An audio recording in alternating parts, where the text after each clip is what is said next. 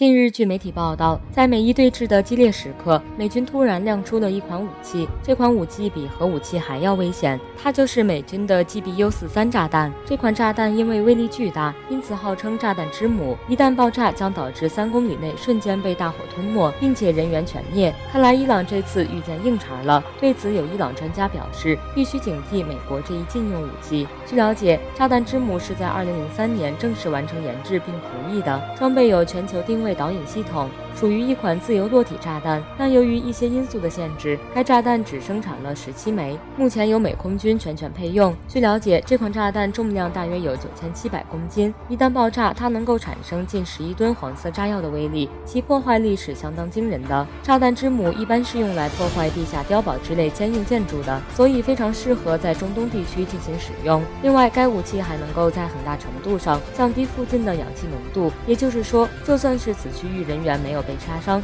那么也很难承受低浓度的氧气，可见总体杀伤力是非常令人害怕的。据悉，由于炸弹之母的体积相对来说比较大，所以战机根本无法正常进行挂载，因此在使用的时候只能使用像 MC-130大力神这种大型运输机进行投掷，可见使用起来非常麻烦。在前2年的时候，美国空军就曾派一架 MC-130运输机对阿富汗的一个敌军据点进行了打击，被炸弹之母袭击后的据点方圆接近3公里的地域瞬间被大火吞没。另外，由于这款导弹装备有全球定位引导系统，并且是通过降落伞进行投放的，所以挂载该武器的飞机可以在非常高的空中进行投掷，这样不仅能够保证投放的精准性，而且还在很大程度上保护了战机的安全。总体来说，优点还是远大于缺点的。虽然说这款武器常被拿来和核武进行比较，但是相比核武，它的威力还是非常小的，仅相当于小男孩原子弹威力的1/1000。但是作为常规武器，它的使用并不会受到国际的限制。